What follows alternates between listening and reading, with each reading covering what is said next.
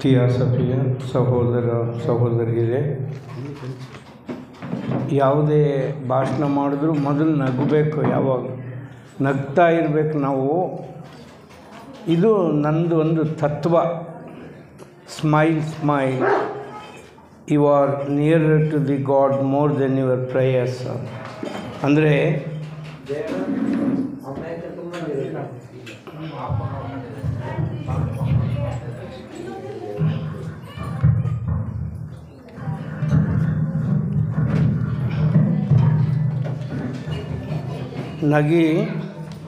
ನಗಿ ಯಾವಾಗಲೂ ನಗ್ತಾ ಇರಿ.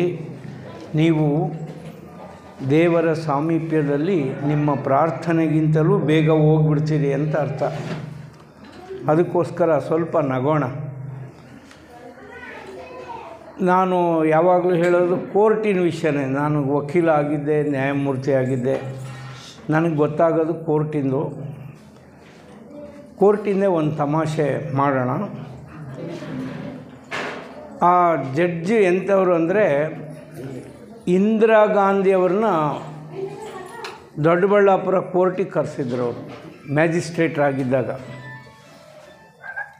ಶ್ರೀಮತಿ ಇಂದಿರಾ ಗಾಂಧಿಯವ್ರನ್ನ ಅವರು ಪ್ರಧಾನಮಂತ್ರಿ ಆಗಿದ್ದಾಗ ದೊಡ್ಡಬಳ್ಳಾಪುರ ಕೋರ್ಟಿಗೆ ಕರೆಸಿದ್ರು. ಫಾಲ್ಸ್ ಅಫಿಡವಿಟ್ ಅಂತ ಹೇಳಿ ಸುಳ್ಳು ಪ್ರಮಾಣ ಪತ್ರ ಸಲ್ಲಿಸಿದ್ದಾರೆ ಅಂತ ಕರೆಸಿದ್ರು. ಆ ಥರ ಜಡ್ಜು ಪ್ರಮೋಷನ್ ಆಯಿತು. ಡಿಸ್ಟ್ರಿಕ್ಟ್ ಜಡ್ಜ್ ಆಗಿ, ಸೆಷನ್ ಜಡ್ಜ್ ಆಗಿ ಬ್ಯಾಂಗ್ಳೂರಿಗೆ ಬಂದರು. ಅವ್ರ ಮುಂದೆ ಒಂದು ಕೇಸು ಏನು ಅಂದರೆ ಟ್ರೇಡ್ ಮಾರ್ಕ್ ಕೇಸ್. ಅಂದರೆ ಈಗ ನಮ್ಮದು ಇವರು ಕಾಫಿ ಪುಡಿ ಮಾರ್ತಾರೆ ಅಂತ ಇಟ್ಕೊಳ್ಳಿ. ಅವ್ರದ್ದು ಪ್ಯಾಕೆಟನ್ನು ಅವ್ರ ರೂಪದಲ್ಲಿ ಮಾಡಿಬಿಡೋದು, ನಂದು ಕಡಿಮೆ ದರ್ಜೆ ಕಾಫಿ ಪುಡಿನ ತುಂಬೋದು, ಮಾರ್ಕೆಟಿಗೆ ಮಾರಿಬಿಡೋದು. ಎಲ್ಲರೂ ಏನು ಕೊಂಡ್ಕೊತಾರೆ, ಇದು ಅವ್ರ ಕಾಫಿ ಪುಡಿ ಅಂತ ಕೊಂಡ್ಕೊಳ್ತಾರೆ. ಅದೇ ರೀತಿ ಏನು ಮಾಡ್ದ, ಈ ಕೇಸು ಅಗರಬತ್ತಿ ಅಂದರೆ ಊದಿನ ಕಡ್ಡಿ ಮಾರೋ ಅಂಥದ್ದು ನವಿಲ್ ಮಾರ್ಕ್ನಲ್ಲಿ ಮಾಡ್ತಾಯಿದ್ರು ಅವಾಗ. ಆ ನವಿಲ್ ಮಾರ್ಕ್ನಲ್ಲಿ ಮಾರ್ತಾಯಿರೋಂಥ ಕಡಿಮೆ ದರ್ಜೆ ಊದುಬತ್ತಿ ಮಾಡಿ ಅವ್ರ ಹೆಸರಿನಲ್ಲಿ ಮಾರ್ಕೆಟಿಗೆ ಬಿಟ್ಬಿಡೋದು. ಅಪಾರವಾಗಿ ಎಲ್ಲ ಕೊಂಡ್ಕೊಳ್ಳೋದು.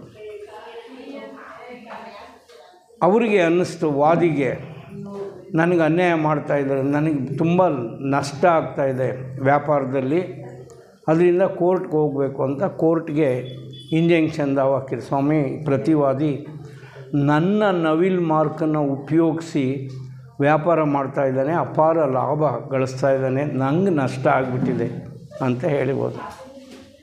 ಆ ಕೇಸು ಎರಡೂ ಕಡೆಯವರು ವಾದಿ ದೊಡ್ಡ ಅಂದರೆ ಸಣ್ಣ ಪ್ಯಾಕೆಟು, ದೊಡ್ಡ ಪ್ಯಾಕೆಟು ಈ ಥರ ಒಂದು ಕಡೆ ವಾದಿದು ನವಿಲ್ ಮಾರ್ಕ್ದು ಪ್ಯಾಕೆಟ್ ಇಟ್ಟಿದ್ದಾರೆ, ಈ ಕಡೆ ಪ್ರತಿವಾದಿದು ಇಟ್ಬಿಟ್ಟಿದ್ದಾರೆ. ಕೋರ್ಟ್ನಲ್ಲಿ ಎಲ್ಲ ವಕೀಲರುಗಳು ಜನ ತುಂಬಿದ್ದಾರೆ. ಇದು ನಾನು ನೋಡಿರೋದು, ಇದೇನು ಕಥೆ ಅಲ್ಲ. ಆ ವಕೀಲರು ಎಂಥವ್ರು ಅಂದರೆ, ಪ್ರತಿವಾದಿ ಅಂದರೆ ಎದುರುಗಡೆಯವ್ರಿಗೆ ಹಾಜರಾಗೋ ಅಂಥ ವಕೀಲರು, ಅವರು ಭಾರಿ ತಮಾಷೆ. ಅವರು ತಮಾಷೆ ಎಷ್ಟು ಅಂತಂದರೆ, ಒಂದು 10,000 ರೂಪಾಯಿ ಬಾಡಿಗೆದಾರ ಕೊಡಬೇಕು ಅಂತಂದರೆ ಅವನಿಗೆ ಒಂದು ಪಾಟಿನ ಚೀಲದಲ್ಲಿ ಚಿಲ್ಲರೆ ತುಂಬ್ಕೊಂಬಿಟ್ಟಿದ್ರು. 1 ರೂಪಾಯಿ 2 ರೂಪಾಯಿಂದ ಎಣಿಸ್ಕೊಡ್ರಿ ಸ್ವಾಮಿ, 10,000 ಇದೆ ಅಂತ. ಆ ಥರ ವಕೀಲರು ಅವ್ರು ಭಾರಿ ತಮಾಷೆ. ಸರಿ, ವಾದಿ ವಕೀಲರು ಎದ್ದರು, ಆರ್ಗ್ಯುಮೆಂಟ್ ಮಾಡಿದ್ರು. ಸ್ವಾಮಿ, ಈ ಥರ ಹಂಗಾಗಿದೆ, ನಾವು ಅಗರಬತ್ತಿ ವ್ಯಾಪಾರ ಮಾಡ್ತಾಯಿದ್ದೀವಿ, ಇವರು ಕಡಿಮೆ ದರ್ಜೆ ಅಗರಬತ್ತಿನ ಅವ್ರ ಪ್ಯಾಕೆಟ್ನಲ್ಲಿ ತುಂಬಿ ಈ ಮಾರಾಟ ಮಾಡ್ತಾಯಿದ್ದಾರೆ, ಮಾರ್ಕೆಟಿಗೆ ಬಿಟ್ಟಿದ್ದಾರೆ, ನಮಗೆ ನಷ್ಟ ಆಗ್ತಾಯಿದೆ ಅಂತ ಎಲ್ಲರಿಗೂ ಕುತೂಹಲ. ವಕೀಲರಿಗೆ ಏನು ಕುತೂಹಲ ಅಂದರೆ, ಪ್ರತಿವಾದಿ ವಕೀಲರು ಏನು ಮಾತಾಡ್ತಾರೆ ಅದನ್ನು ನೋಡಬೇಕು ನಾವು ಅಂತ ಕೇಳಬೇಕು ಅನ್ನೋ ಅಂಥದ್ದು ಕುತೂಹಲ. ನೋಡಿ ಅಂತಂದರು ಅವರು ವಕೀಲರು ಜಡ್ಜಿಗೆ. ನೋಡಿ ಅಂತ ನೋಡ್ತಾನೇ ಇದ್ದೀನಿ ಅಂತಂದರು. ಇನ್ನೊಮ್ಮೆ ನೋಡಿ ಅಂತ ಹಾಂ ನೋಡಿ, ಮತ್ತೊಮ್ಮೆ ನೋಡಿ ಅಂತ ನೋಡಿ ನೋಡಿ ನೋಡಿ ಅಂತ ಹೇಳ್ತಾರೆ. ನೀವು ಸರಿಯಾಗಿ ನೋಡಿಲ್ಲ, ಇನ್ನೊಮ್ಮೆ ನೋಡಿ, ಇನ್ನೊಮ್ಮೆ ನೋಡಿ ಅಂತ ಏನು ಹೇಳ್ತಾರಪ್ಪ ಇವರು. ನೋಡಿದ್ದೀನಿ ಆರ್ಗ್ಯುಮೆಂಟ್ ಆಗಿದೆ, ಎಲ್ಲ ಆಗಿದೆ ಅಂತ. ನೀವು ಸರಿಯಾಗಿ ನೋಡಿಲ್ಲ ಯಾಕೆ ಅಂತಂದರು. ನಮ್ಮದು ಹೆಣ್ಣವಿಲು, ಅವ್ರದ್ದು ಗಣ್ಣವಿಲು.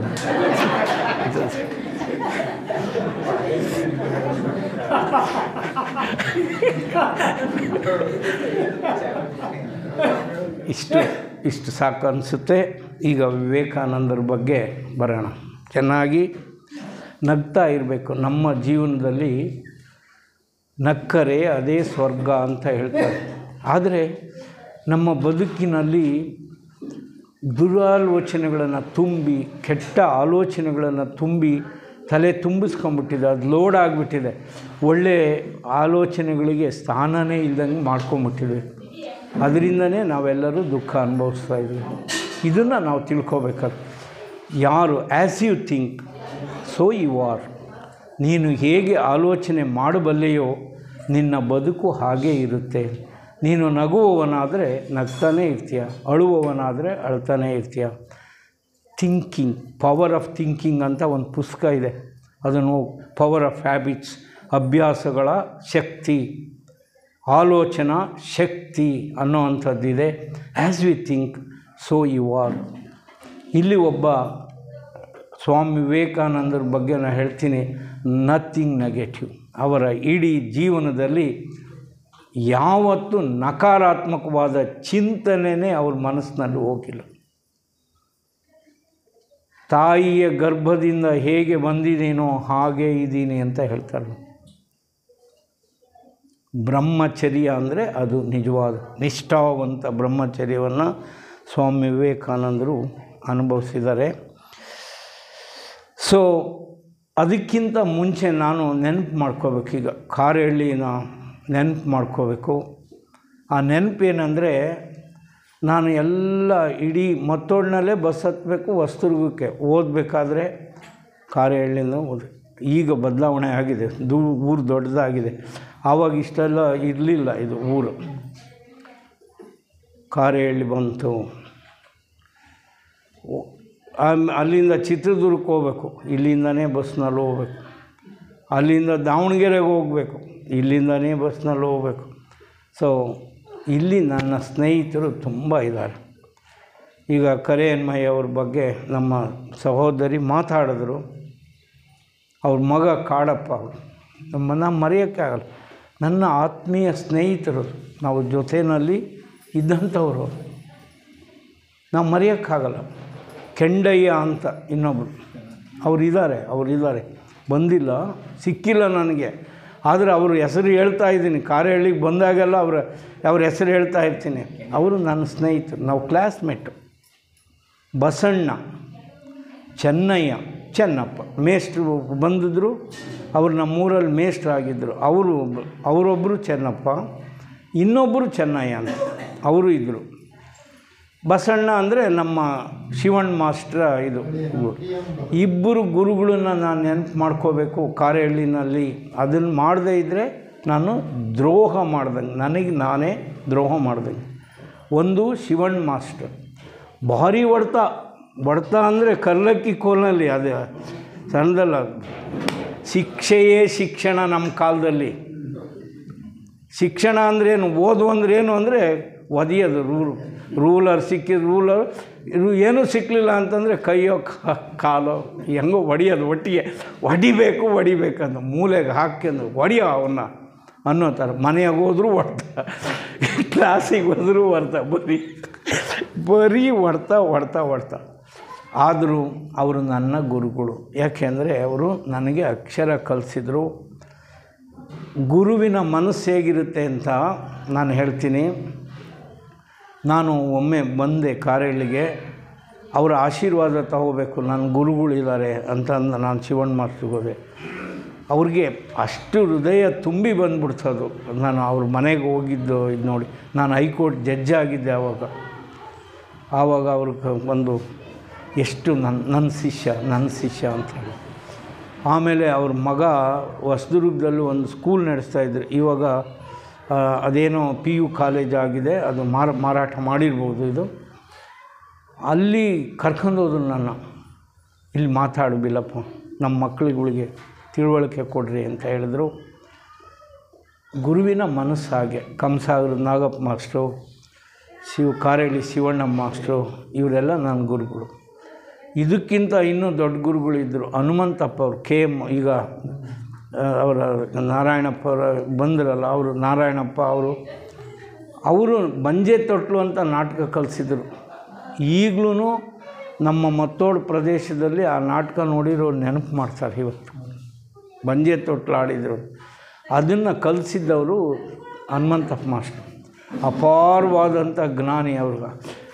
ಅವರ ಹಾರ್ಮೋನಿಯಂ ಅದಕ್ಕೆ ಅದು ಹೇಳೋಕ್ಕಾಗಲ್ಲ. ತುಂಬ ತುಂಬ ತುಂಬ ತುಂಬ ಕಲೆ ಅನ್ನೋಂಥದ್ದು ಅಷ್ಟು ಸ್ವಾರಸ್ಯವಾಗಿರೋದು. ಅದನ್ನು ನಾವು ಅನುಭವಿಸಿದೆ. ಅದಕ್ಕೆ ಆ ಗುರುಗಳನ್ನು ಕೂಡ ಈಗ ನೆನಪು ಮಾಡ್ತೀನಿ. ಎಲ್ಲದಕ್ಕಿಂತ ಹೆಚ್ಚಿನ ಸಂತೋಷ ಏನಾಗಿದೆ ಅಂದರೆ, ಅನೇಕ ವರ್ಷಗಳು ನಡೆದಿರುವಂಥ ಒಂದು ಸಂಸ್ಥೆ, ಥಿಯಾಸಫಿ ಅಂತ ಸಂಸ್ಥೆಯನ್ನು ಪುನಃ ನಾವು ಮಾಡಬೇಕು, ಇದು ನಮ್ಗೆ ಅಗತ್ಯ ಇದೆ ಅಂತ ಮನಸ್ಸಿಗೆ ಬಂದಿದೆಯಲ್ಲ, ಇದು ಎಲ್ಲದಕ್ಕಿಂತ ಶ್ರೇಷ್ಠವಾದ ಚಿಂತನೆ ಅಂತ ನಾನು ಅಂದ್ಕೊಳ್ತೀನಿ. ಈ ಪ್ರದೇಶ, ಈ ಜನಗಳು ಎಲ್ಲ ಬದಲಾವಣೆಗೆ ಇದು ಒಂದು ಅವಕಾಶ. ಯಾಕೆಂದರೆ ಇಂಥ ಒಂದು ಸಂಸ್ಥೆಗಳಿದ್ದರೆ ಮಾತ್ರ ಈ ರೀತಿಯ ಒಂದು ಸತ್ಸಂಗಗಳು ಸಾಧ್ಯ ಆಗುತ್ತೆ. ನಾವೆಲ್ಲ ಬೆಳಗ್ಗೆಯಿಂದ ಹಾಡುಗಳನ್ನು ಅನುಭವಿಸ್ತಾ ಇದ್ವಿ, ಭಜನಾ ಪದ, ಎಷ್ಟು ನಮ್ಮ ಸಹೋದರರು ಎಷ್ಟು ತತ್ವ ಪದಗಳನ್ನು, ಹಿರಿಯರು ಎಷ್ಟು ತತ್ವ ಪದಗಳನ್ನು ಹಾಡಿದ್ರು. ಅದರಲ್ಲಿ ಎಷ್ಟು ಇದೆ, ಎಷ್ಟನ್ನು ನಾವು ತಿಳ್ಕೋಕ್ಕೆ ಅಪಾರವಾಗಿದೆ ಅದಕ್ಕೆ. ಅದರಿಂದ ಆತ್ಮೀಯ ಬಂಧುಗಳೇ, ನೀವು ಒಂದು ಸಂಸ್ಥೆಯನ್ನು ಜೀರ್ಣೋದ್ಧಾರ ಮಾಡಿದ್ದೀರಿ. ಅದು ತುಂಬ ತುಂಬ ಸಂತೋಷದ ವಿಷಯ. ಅದಕ್ಕೆ ಈ ಸಂಸ್ಥೆಗಳಿದ್ದರೆ ಮಾತ್ರ ನೋಡಿ, ಒಬ್ಬ ವೈಯಕ್ತಿಕವಾಗಿ ನಮ್ಮ ಮನೆಗೆ ಕರಿಬೋದು, ಬಿಡ್ಬೋದು. ಇಂಥ ಒಂದು ಸಂಘ ಸಂಸ್ಥೆಗಳನ್ನು ಕಟ್ಟಿದರೆ ನೂರಾರು ಜನಗಳಿಗೆ ಅದರ ಲಾಭವನ್ನು ಪಡ್ಕೊಳ್ತಾರೆ. ನೀವು ಪುನರುದ್ಧಾರ ಮಾಡಿ ಅದನ್ನು ಜೀರ್ಣೋದ್ಧಾರ ಮಾಡಿದ್ದೀರಿ. ನೀವು ಯಾವತ್ತೂ ಸ್ಟಾಪ್ ಮಾಡಬೇಡಿ. ಎಂಥದ್ದೇ ಒಂದೇ ಒಂದು ವ್ಯಕ್ತಿ ಇಲ್ಲಿ ಬರಲಿ, ಸತ್ಸಂಗಗಳನ್ನು ಮಾಡಿ. 4 ಜನ ಬಂದು ಭಜನೆ ಮಾಡಲಿ. ಈ ಸತ್ಸಂಗವನ್ನು ಮುಂದುವರಿಸಿ.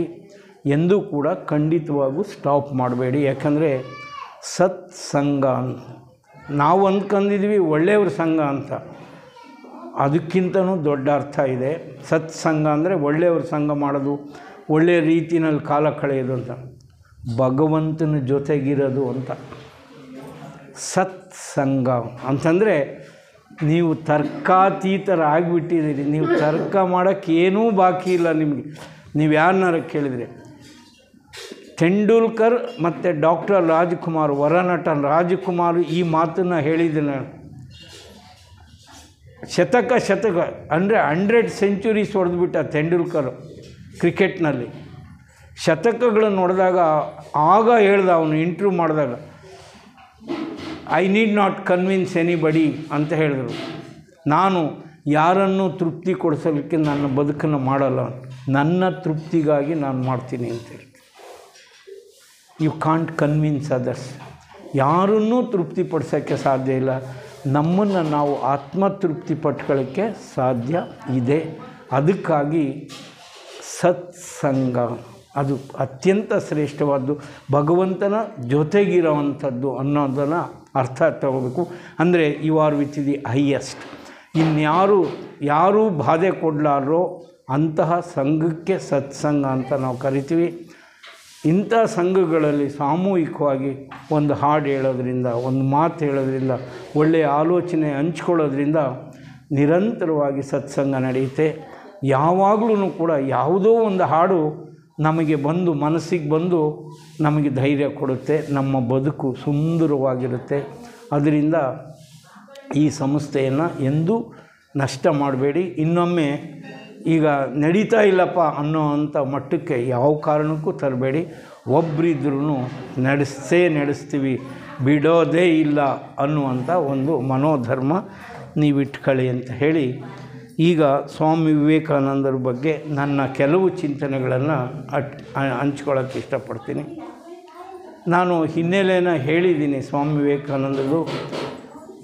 ನಾನು ಕಂಡಿರುವಂತಹ, ನನ್ನ ಜೀವನದಲ್ಲಿ ನಾನು ಕಂಡಿರುವಂತಹ ನಕಾರಾತ್ಮಕ ಯೋಚನೆ ಒಂದನ್ನೂ ಮಾಡದೇ ಇರುವಂತಹ ಒಂದು ವ್ಯಕ್ತಿ ಇದ್ದರೆ, ಒಬ್ಬ ಜೀವಂತವಾಗಿ ದೇಹಿಯಾಗಿ ಒಂದು ಮನುಷ್ಯ ನಾವು ಹುಡ್ಕೋದಾದರೆ ಸ್ವಾಮಿ ವಿವೇಕಾನಂದರು ಅಂತ ನಾನು ತಿಳ್ತಾನೆ.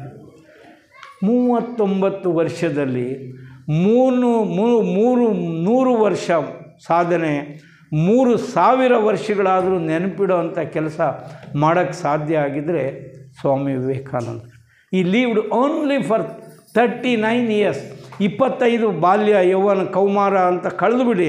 ಡಿಗ್ರಿ ಅವ್ರು ಪದವಿ ಓದಿದ್ರು, ಅವರು ಅದನ್ನು ಕರೆದ್ರೆ ಎಷ್ಟು ನಮಗೆ ಉಳಿಯುತ್ತೆ ಇದಕ್ಕೆ? ಅಷ್ಟರಲ್ಲಿ 10-11 ವರ್ಷ.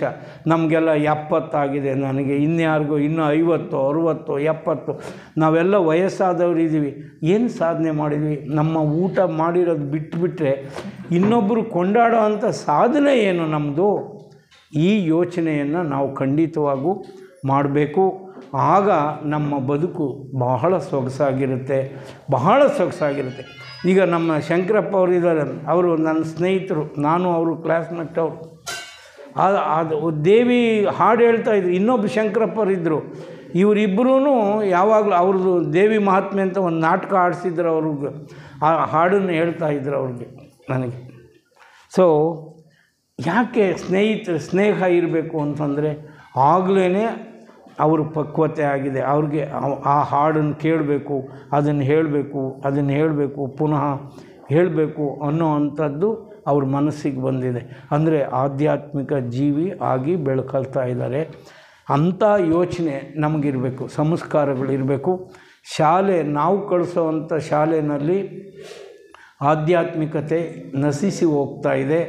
ಅದರಿಂದ ಮನೆ ಸಂಸ್ಕಾರ ಕೊಡೋದಾದರೆ ನಮ್ಮ ಮಕ್ಕಳಿಗೆ ನಾವು ಮನೆಯಲ್ಲೇ ಕೊಡಬೇಕು. ಮನೆಯೇ ಮೊದಲ ಪಾಠ ಶಾಲೆ, ಜನನಿ ತಾನೇ ಮೊದಲ ಗುರುವು, ಜನನಿಯಿಂದ ಪಾಠ ಕಲಿತ ಜನರು ಧನ್ಯರು ಅಂತ ಹೇಳ್ತಾರೆ. ಮನೆಯೇ ಮೊದಲ ಪಾಠಶಾಲೆ. The first school for a child is their or his own house. ಅದಕ್ಕೆ ನಾವು ಆದ್ಯತೆಯನ್ನು ಕೊಡಬೇಕು. ಈಗ ಹಿನ್ನೆಲೆನ ಕೊಡ್ತೀನಿ ಸ್ವಾಮಿ ವಿವೇಕಾನಂದರದ. ಅವರು ತಂದೆ ವಕೀಲ. ನನಗೆ ಬಹಳ ಇಷ್ಟ ಆಗೋದು ಇದು ಒಂದು ಕಾರಣ ಇರ್ಬೋದು. ನಾನು ವಕೀಲ ಆಗಿದ್ದೆ, ನ್ಯಾಯಮೂರ್ತಿ ಆಗಿದ್ದೆ, ಲಾ ಪ್ರೊಫೆಸರ್ ಆಗಿದ್ದೆ. ಅದರಿಂದ ವಿಶ್ವನಾಥ ದತ್ತ ಅಂದರೆ ಫೇಮಸ್ ವಕೀಲರವರು ಕಲ್ಕತ್ತಾದಲ್ಲಿ. ಆಮೇಲೆ ಭುವನೇಶ್ವರಿ ದೇವಿ ಅಂತ ತಾಯಿ.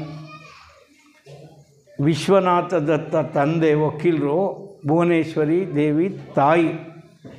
ತಾಯಿ ಹೇಗಿರಬೇಕು ಅಂದರೆ ವಿವೇಕಾನಂದರ ವಿವೇಕಾನಂದರಂಥ ಮಗ ಇರಬೇಕು, ಭುವನೇಶ್ವರಿ ದೇವಿ ಅಂತ ತಾಯಿ ಇರಬೇಕು. ಯಾಕೆಂದರೆ ರಾಮಾಯಣ ಮಹಾಭಾರತಗಳನ್ನು ತೊಡೆ ಮೇಲೆ ಕೂಡಿಸ್ಕೊಂಡು ಹೇಳ್ತಾ ಇದ್ರು ಅವ್ರಿಗೆ. ಯಾರ್ಯಾರು ಮಹಾತ್ಮ ಗಾಂಧಿ ಆಗಿದ್ದಾರೆ ಅಂತಂದರೆ ಅವರಿಗೆ ಈ ಕಥೆ ಹೇಳೋಂಥ ಹೆಣ್ಮಕ್ಳು ಸಿಕ್ಕಿದ್ದಾರೆ ಮನೆಯಲ್ಲಿ. ಅವರು ತಾಯಿನೂ ಆಗಿರ್ಬೋದು ಅಥವಾ ಮನೆಯಲ್ಲಿ ಕೆಲಸ ಮಾಡೋ ಅಂಥವರು ಆಗಿರ್ಬೋದು. ಆದರೆ ಕತೆ ಹೇಳೋ ಅಂಥದ್ದನ್ನ ನಾವು ನಿಲ್ಲಿಸ್ಬಾರ್ದು. ನಾನು ನಮ್ಮ ಬಾಲ್ಯದಲ್ಲಿ ನೋಡಿದ್ದೀನಿ, ಹಳ್ಳಿನಲ್ಲಿ ಹೊರಗಡೆ ಚಂದ್ರನ ಬೆಳಕಿನಲ್ಲಿ ಚಾಪೆ ಹಾಸ್ಕೊಂಡು ಕತೆ ಹೇಳ್ತಿದ್ರು ದೊಡ್ಡವರು. ಅದೆಲ್ಲ ನಾವು ಕೇಳ್ತಾ ಇದ್ವಿ. ಓ ಹಿಂಗಿದೆ, ಏನು ಅದ್ಭುತವಾಗಿ ಹೇಳೋರು. ಅವರೇನು ಓದಿ ಬರೆದಿಲ್ಲ, ಆದರೆ ಅದ್ಭುತವಾದಂಥ ಕಥೆಗಳನ್ನು ಹೇಳ್ತಾಯಿದ್ರು. ನನಗೆ ಈಗಲೂ ಕೂಡ ಎಷ್ಟೋ ನೀರ್ಗುಂದದ ಮೇಲೆ ಹೋಗಿದ್ದೀನಿ, ನೋಡಿದ್ದೀನಿ. ಆದರೆ ನೀಲಾವತಿ ಪಟ್ಟಣ ಅಂತ ಇತ್ತು ಅಂತ ಹೇಳೋರು, ದಾಸಯ್ಯ ಹೇಳೋರು ಕತೆ. ಈಗಲೂ ಅದು ಕಣ್ಣಿಗೆ ಕಟ್ಟಿದಂಗಿದೆ. ನೀರ್ಗುಂದ ಅಂದರೆ ನೀಲಾವತಿ ಪಟ್ಟಣ, ಅದು ಭಾರಿ ಪಟ್ಟಣ ಇರಬೇಕು, ಬೆಂಗಳೂರಿಗಿಂತ ದೊಡ್ಡದಿರಬೇಕು ಅಂತ ನನಗೆ ಕಲ್ಪನೆ ಈಗಲೂ ಕೂಡ ಬರುತ್ತೆ. ಅದರಿಂದ ಮನೆಯಲ್ಲಿ, ಪ್ರತಿ ಮನೆಯಲ್ಲಿ ನಮ್ಮ ಮಕ್ಕಳಿಗೆ ಸಂಸ್ಕೃತಿಗಳನ್ನು ಕಲಿಸ್ಬೇಕಂದ್ರೆ ನಾವೆಲ್ಲ ಕತೆ ಹೇಳೋಕ್ಕೆ ಶುರುವಾಗಬೇಕು. ನಮ್ಮ ಅನುಭವಗಳನ್ನು ಹಂಚ್ಕೋಬೇಕು. ಈ ರೀತಿ ತೊಂದರೆ ಆಯಿತು ಮಗು, ಇದನ್ನು ಮಾಡಬೇಡ, ಈ ರೀತಿ ಒಳ್ಳೆಯದಾಯಿತು ಮಗು, ಇದನ್ನು ಮಾಡು ಅನ್ನುವಂತಹ ಸಂಸ್ಕಾರಗಳನ್ನು ನಮ್ಮ ಮಕ್ಕಳಿಗೆ ಕೊಡ್ತಾ ಹೋಗಬೇಕು. ಇವರು ಪ್ರಾರಂಭದಲ್ಲಿ ಭಾಳ ತುಂಟ ಇವರು ವಿವೇಕಾನಂದರು, ಒಂದು ಚೇಷ್ಟೆ ಮಾಡೋ ಅಂಥದ್ದು ಇದು. ಆದರೆ ಧೈರ್ಯವಂತ, ಸತ್ಯವಂತ, ಧೈರ್ಯವಂತ, ಸತ್ಯವಂತ. ಯಾವುದೇ ಸಂದರ್ಭದಲ್ಲಿ ಸುಳ್ಳು ಹೇಳುವಂಥ ಅವ ಸುಳ್ಳು ಹೇಳಲ್ಲ ಅವರು. ಇದನ್ನು ನಾವು ವಿವೇಕಾನಂದರ ಜೀವನದಲ್ಲಿ ಅತ್ಯಂತ ಗಮನಿಸಬೇಕಾದಂಥ ವಿಷಯ ಏನಂದರೆ ಧೈರ್ಯ. ವಿವೇಕಾನಂದರು ಹೆಂಗೆ ಕಳಿಸ್ತಾರೆ ಅಂತ ಹೇಳ್ತಾರೆ. ಇದು ಒಂದು ಘಟನೆ ಮಾತ್ರ ನಾನು ಹೇಳೋಕ್ಕೆ ಇಷ್ಟಪಡ್ತೀನಿ. ಅವರು ಸ್ವಾಮಿ ವಿವೇಕಾನಂದರು ಒಂದು ಸಾರಿ ಕಾಶಿಗೆ ಹೋಗಿರ್ತಾರೆ. ಅಲ್ಲಿ ಒಂದು ದೇವಸ್ಥಾನಕ್ಕೆ ಹೋಗ್ತಾರೆ. ಅದು ಓಣಿ ತುಂಬ ನ್ಯಾರೋ, ಇದು ತುಂಬ ಇಕ್ಕಟ್ಟಾಗಿರುತ್ತೆ. ಅದು ಆ ಓಣಿ ಇದಕ್ಕೆ ಅಲ್ಲಿ ಹೋಗ್ತಾ ಇರ್ತಾರೆ. ಅಲ್ಲೆಲ್ಲ ಮಂಗುಗಳು ಸೇರ್ಕೊಂಬಿಟ್ಟಿರ್ತಾರೆ. ಮಂಗುಗಳು ಇವ್ರನ್ನ ಓಡ್ಕೊಂಬರ್ತಾರೆ. ವಿವೇಕಾನಂದರಿಗೆ ಹೆದರಿಕೆ ಬಂದು ಹೋಗ್ತಾರೆ. ಆ ಮಂಗುಗಳನ್ನ ಎಲ್ಲಿ ಕಿತ್ಬಿಡ್ತಾವೋ, ಮೈ ಪರಿಚ್ಬಿಡ್ತಾವೋ ಅಂತ ಹೇಳ್ಕೊಂಡು. ಇನ್ನೊಬ್ಬ ಸಂತ ಇರ್ತಾರೆ, ಅವರು ಅದು ನೋಡ್ತಾರೆ ಇವ್ರಿಗೆ ಓಡೋಗ್ತಾ ಇರೋದನ್ನ. ವಿವೇಕಾನಂದರು ಓಡೋಗ್ಬೇಡ, ಎದುರಿಸು ಅಂತ ಹೇಳ್ತಾರೆ. ಇದು ಎಂಥ ಬದಲಾವಣೆಯನ್ನು ವಿವೇಕಾನಂದರಲ್ಲಿ ತರುತ್ತೆ ಅಂತ ಹೇಳ್ತಾರೆ. ಅವರು ಮಂಗುಗಳನ್ನು ಎದುರಿಗೆ ನಿಂತ್ಕೊಂಡು ಮುಖ ಮಾಡಿ ಒಂದು ಕಲ್ಲು ತೊಳ್ತಾರೆ, ಮಂಗುಗಳೆಲ್ಲ ಓಡೋಗ್ಬಿಡುತ್ತೆ. ನಮ್ಮ ಜೀವನದಲ್ಲಿ ನಾವು ಎದುರಿಸಬೇಕು, ಹೆದರಬಾರ್ದು. Face it. ಎಂಥ ಸಮಸ್ಯೆ ಬಂದಿರಲಿ ನಮ್ಮ ಜೀವನದಲ್ಲಿ ಅದನ್ನು ಮುಖಾಮುಖಿಯಾಗಿ ಹೋರಾಟ ಮಾಡಬೇಕು. ನಮ್ಮ ಬೆನ್ನನ್ನು ತೋರಿಸಿದರೆ ಸೋಲು ಒಪ್ಪಿದಂತೆಯೇ ಆತು. ನಾವು ಆ ಗಳಿಗೆನೇ ನಾವು ಡಿಫೀಟನ್ನು ಅಕ್ಸೆಪ್ಟ್ ಮಾಡಿದ್ವಿ ಅಂತ. Face it. ಪ್ರಾಬ್ಲಮ್ ಬಂದಿದೆ, ಆ ಸಮಸ್ಯೆ ಬಂದಿದೆ, ಅದನ್ನು ಮುಖಾಮುಖಿಯಾಗಿ ಎದುರಿಸು. ನೀನು ಅವ್ರಿಗಾದರೂ ಹೊಡಿಬೋದು, ಅವರು ನಿನಗಾದರೂ ಹೊಡಿಬೋದು. ಆದರೆ ಮುಖಾಮುಖಿ ಆದರೆ ಮಾತ್ರ ಆ ಸಂಭವ ಇದೆ. ಇಲ್ಲದೇ ಇದ್ದರೆ ಸೋಲೇ ನಮಗೆ ಜೀವನದಲ್ಲಿ ಗತಿ. ಇದು ಇಡೀ ವಿವೇಕಾನಂದರ ಜೀವನವನ್ನೇ ಬದಲಾಯಿಸಿಬಿಡುತ್ತೆ. ಅವರು ಅದಾದ ನಂತರ ಎಂದೂ ಬೆನ್ನು ತೋರಿಸಲ್ಲ, ಮುಖವನ್ನೇ ತೋರಿಸ್ತಾರೆ ಅಂತೆ. ಅವರು ಯಾವ ಮಟ್ಟಕ್ಕೆ ನಾನು ವಿವೇಕಾನಂದರ ಜೀವನನ ಅರ್ಥ ಮಾಡಿ ಬರೀ ದೇಹ, ಮನಸ್ಸು ಮತ್ತು ಆತ್ಮ ಇಷ್ಟೇ ಮಾತಾಡ್ತಾ ಇದ್ದೆ. ಆದರೆ ಭಗವಾನ್ ಬುದ್ಧರ ಜೀವನವನ್ನು ನಾವು ಅಧ್ಯಯನ ಮಾಡಿದ್ರೆ ಅಷ್ಟು ಸ್ಟೆಪ್ಸ್ ಇದೆ. ಭಾರಿ ಎತ್ತರ ಮಟ್ಟಕ್ಕೆ ನಾವು ಹೋಗಬೇಕಾದ್ರೆ ಭಾವನೆಗಳೂ ಕೂಡ ನಮಗಿರಬಾರ್ದು ಅಂತ ಹೇಳ್ತಾರೆ ಅವರು. ಭಾವನೆಗಳೂ ಮನಸ್ಸು ಸಂಪೂರ್ಣವಾಗಿ ಇಲ್ದಂಗೆ ಆಗಬೇಕು. ಆಗ ಆತ್ಮಜ್ಞಾನ ನಮಗಾಗುತ್ತೆ, ನಾವು ಬೆಳಕಾಗುತ್ತೆ. ಥಿಯಾಸಫಿಯಲ್ಲಿ ಮಾತ್ರ ಇಂಥ ಚಿಂತನೆಗಳು ಏರ್ಪಡುತ್ತೆ. ಇಂಥ ಚಿಂತನೆಗಳನ್ನು, ಆಲೋಚನೆಗಳನ್ನು ಹಂಚ್ಕೊಳ್ಳಿಕ್ಕೆ ಸಾಧ್ಯ ಆಗುತ್ತೆ. ಅದಕ್ಕೆ ನಾವೆಲ್ಲರೂ ಕೂಡ ಥಿಯಾಸಫಿಯನ್ನು ಇಷ್ಟಪಡಬೇಕು. ಇನ್ನೊಂದು ಘಟನೆ, ಇವರು ಸ್ವಾಮಿ ವಿವೇಕಾನಂದರು ಹೆಂಗೆ ಬರ್ತಾರೆ, ಯಂಗ್ಸ್ಟರ್ ಇವರು ಓದ್ತಿರ್ತಾರೆ. ಭಾರಿ ತರ್ಕ. ಬ್ರಹ್ಮ ಸಮಾಜ ಕಲ್ಕತ್ತಾದಲ್ಲಿ ಇರುತ್ತೆ. ಆಗ ಈ ದೇವೇಂದ್ರನಾಥ್ ಅಂದರೆ ರವೀಂದ್ರನಾಥ ಟ್ಯಾಗೂರ್ ಅವರ ಅಪ್ಪ, ದೇವೇಂದ್ರನಾಥ ಟ್ಯಾಗೂರ್ ಅಂತಂದರೆ ಅವರಪ್ಪ. ಅವರೂ ಆಧ್ಯಾತ್ಮಿಕ ಜೀವಿ ಆಗಿರ್ತಾರೆ. ಮಹರ್ಷಿ ದೇವೇಂದ್ರನಾಥ್ ಅಂತಲೇ ಕರೀತಾರೆ ಅವರಿಗೆ. ಸ್ವಾಮಿ ನೀವು ದೇವರು ನೋಡಿದ್ದೀರಾ, ಖುದ್ದು ನಾವು ನೋಡಿದ್ದೀರಾ ಅಂತ ಕೇಳ್ತಾರೆ ಇವರು. ಸ್ವಾಮಿ ವಿವೇಕಾನಂದರು ದೇವೇಂದ್ರನಾಥ ಟ್ಯಾಗೂರ್ ಅವರಿಗೆ ಹ್ಯಾವ್ ಯು ಸೀನ್ ಗಾಡ್ ಅಂತ ಹೇಳ್ತಾರೆ. ಎಲ್ಲ ನಾವು ಏನಿಲ್ಲ ಕಣಪ್ಪ, ಹಿಂಗೆ ಹೇಳ್ತಾ ಇದ್ದೀವಿ ಅಷ್ಟೇ, ಓದ್ಕೊಂಡಿದ್ವಿ ಹೇಳ್ತೀವಿ ಅಂತ ಹೇಳ್ತಾರೆ ಅಷ್ಟೇ. ಹ್ಯಾವ್ ಯು ಸೀನ್ ಗಾಡ್, ಹೇಳ್ರಿ ನೀವು ದೇವ್ರು ನೋಡಿದ್ದೀರಾ, ಮತ್ತು ಯಾಕೆ ನಿಮ್ಗೆ ಅನುಭವ ಇಲ್ಲದೆ ಇದ್ದರೆ ಯಾಕೆ ಮಾತಾಡೋಕ್ಕೆ ಹೋಗ್ತೀರಿ? ಅದು ವಿವೇಕಾನಂದರ ಛಾತಿ. ಏನಂದರೆ ನೀವು ನಾಸ್ತಿಕರಾದರೂ ಪರವಾಗಿಲ್ಲ, ದೇವ್ರ ಬಗ್ಗೆ ಮಾತನಾಡಬೇಕಾದ್ರೆ ನಿಮ್ಮ ಅನುಭವವನ್ನು ಮಾಡಿ, ಶೇರ್ ಯುವರ್ ಎಕ್ಸ್ಪೀರಿಯನ್ಸ್. ಇಲ್ಲದಿದ್ದರೆ ನಾಸ್ತಿಕರಾಗಿರಿ, ನಾನು ದೇವ್ರು ನೋಡಿಲ್ಲ ಅಂತ ಹೇಳಿ. ಆದರೆ ವಂಚನೆ ಮಾಡ್ಕೋಬೇಡಿ. ಆತ್ಮವಂಚನೆ ಮಹಾಪಾಪ. ಅದು ಎಲ್ಲ ನಾವು ಒಂದು ಕೊಲೆ ಮಾಡೋದಕ್ಕಿಂತನೂ ಮಹಾಪಾಪ ಆತ್ಮವಂಚನೆ. You are cheating yourself. ಅದು ವಂಚನೆ ಎಂಥದ್ದಂದರೆ ಇನ್ನೊಬ್ಬರಿಗೆ ನಿಜ ಜೀವನದಲ್ಲಿ ವಂಚನೆ ಮಾಡ್ತೀವಿ. ಆತ್ಮವಂಚನೆ ಅಂದರೆ ನಮಗೆ ನಾವೇ ಮೋಸ ಮಾಡ್ಕೊಳ್ಳೋವಂಥದ್ದು. Don't cheat yourself. ಎಂದೂ ಕೂಡ ನೀವು ಮಾಡಬೇಡಿ. ಆಗ ಅವ್ರು ಹೇಳ್ತಾರೆ, ನಾನು ನೋಡಿಲ್ಲ ಕಣ್ಮಗು, ನಾನು ನೋಡಿಲ್ಲ. ಮತ್ತು ದಕ್ಷಿಣೇಶ್ವರದಲ್ಲಿ ಒಬ್ಬ ಪೂಜಾರಿ ಇದ್ದಾನಂತೆ, ಅವನೇನೋ ನೋಡಿದ್ದೀನಿ ಅಂತ ಹೇಳ್ತಾನಂತೆ, ಹೋಗಪ್ಪ ಅಲ್ಲಿಗೆ ಅಂತ ಹೇಳಿ ರಾಮಕೃಷ್ಣರನ್ನ ಕಳಿಸ್ತಾರೆ. ಯಾರನ್ನ ಅದುವರೆಗೂ ಸ್ವಾಮಿ ವಿವೇಕಾನಂದರು ಎಷ್ಟು ಜನ ಕೇಳ್ತಾರೆ, ಹ್ಯಾವ್ ಯು ಸೀನ್ ಗಾಡ್, ನೀವು ದೇವ್ರು ನೋಡಿದ್ದೀರಾ ಅಂತ. ಯಾರೂ ಸಕಾರಾತ್ಮಕವಾದ ಉತ್ತರ ಕೊಡಲ್ಲ. ನಾನು ನೋಡಿದ್ದೇನೆ, ನಿನಗೆ ತೋರಿಸ್ತೀನಿ ಅಂತ ಹೇಳಲಿಲ್ಲ. ರಾಮಕೃಷ್ಣರ ಹತ್ರ ಹೋಗ್ತಾರೆ. ಏನು ಎಷ್ಟು ದಿನ ತಡ ಆಯಿತು ನಿಮಗೆ? ರಾಮಕೃಷ್ಣರು ಗುರುತಿಸ್ತಾರೆ. ಅದು ನೋಡಿದ ತಕ್ಷಣ ಇವನು ಒಬ್ಬ ಋಷಿ, ಇವನು ಈ ರೂಪದಲ್ಲಿ ಬಂದಿದ್ದಾನೆ ಅಂತ ಗೊತ್ತಾಗ್ಬಿಡುತ್ತೆ ಅವರಿಗೆ, ರಾಮಕೃಷ್ಣರಿಗೆ. ನೀನು ಇಷ್ಟು ತಡ ಯಾಕೆ ಮಾಡಿದೆ? ನೀನು ಬೇಗ ಬರಬೇಕಾಗಿತ್ತು ನನ್ನ ಹತ್ರ ಅಂತ ಅಷ್ಟು ಪ್ರೀತಿ. ರಾಮಕೃಷ್ಣರು ಅವರ ಪ್ರೀತಿ ಅಂದರೆ ಅಸಾಧಾರಣವಾದಂಥ, ಅದು ಹೆಂಗೆ ಮಾಡ್ತಾಯಿದ್ರು ಏನೋ ನನಗೆ ಗೊತ್ತಿಲ್ಲ ಅದು. ಬಟ್ ಅವರ ಯಾವುದೇ ಶಿಷ್ಯಂದಿರು, 16 ಜನ ನೇರ ಶಿಷ್ಯಂದಿರಿದ್ದರು. ಯಾರನ್ನಾದರೂ ಕೇಳಿ ಒಬ್ಬೊಬ್ಬರಿಗೆ ಒಂದೊಂದು ರೀತಿ, ನೀನು ಮೆಡಿಟೇಷನ್ ಮಾಡು, ನೀನು ಕಾಲು ಹೊತ್ತು, ನೀನು ಕೈ ಹೊತ್ತು, ಒಬ್ಬೊಬ್ಬರಿಗೆ ಒಂದೊಂದು ಥರ ಬೋಧನೆ ಮಾಡಿದ್ದಾರೆ ಅವರವರ ಸ್ತರಕ್ಕೆ ತಕ್ಕಂತೆ. ಅದಕ್ಕೆ ನೀವು ದೇವರು ನೋಡಿದ್ದೀರಾ, ಅದನ್ನ ಮೊದಲು ಹೇಳಿ. ಇದೇನೋ ನನಗೆ ಮಂಕ್ ಮಾಡ್ತಾಯಿದ್ದಾರೆ ಅಂತ ವಿವೇಕಾನಂದರು ನನಗೆ ಮಂಕ್ ಮಾಡ್ತಾಯಿದ್ದಾರೆ ಈ ರಾಮಕೃಷ್ಣರು ಅಂತ ಹೇಳ್ತೀನಿ. ಅದೆಲ್ಲ ಬಿಡ್ಬಿ, ನೀವು ದೇವರು ನೋಡಿದ್ದೀರೋ ಇಲ್ವೋ ಅದು ನನಗೆ ಅದನ್ನೇ ಹೇಳ್ರಿ ಅಂತ ಹೇಳ್ತಾರೆ. ಅಯ್ಯ, ನಿನ್ನನ್ನು ನೋಡೋದಕ್ಕಿಂತಲೂ ಚೆನ್ನಾಗಿ ದೇವರು ನೋಡಿದ್ದೀನಿ ಅಂತಾರೆ. ರಾಮಕೃಷ್ಣರು ಹೇಳ್ತಾರೆ, ಐ ಸೀನ್ ಗಾಡ್. ಸೊ ಆವಾಗ ನನಗೆ ತೋರಿಸ್ತೀರಾ ಅಂದ್ಬಿಡ್ತಾರೆ. ಒಂದು ಅವತ್ತು ಹೋಗ್ಬಿಡ್ತಾರೆ. ಇನ್ನೊಂದು ದಿವಸ ನಂಗೆ ತೋರಿಸ್ತೀರಾ ಅಂತ ಹೇಳ್ತಾರೆ.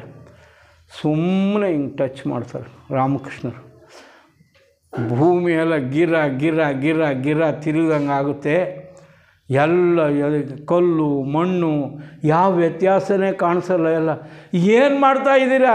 ನಮ್ಮಪ್ಪ ಅಮ್ಮ ಇದ್ದಾರೆ ಮನೆಯಲ್ಲಿ, ನನ್ನ ತಂಗಿ ಅವರೆಲ್ಲ ಇದ್ದಾರೆ, ನೀನು ಅಯ್ಯೋ ಏನು ಮಾಡ್ತಾಯಿದ್ದೀರಿ ನೀವು? ಸಾಕು ನಿಲ್ಲಿಸಿ ಅಂತ ಹೇಳ್ತಾರೆ. ಇವತ್ತಿಗಿಷ್ಟು ಸಾಕು ಅಂತ ಹೇಳ್ತಾರೆ ರಾಮಕೃಷ್ಣ.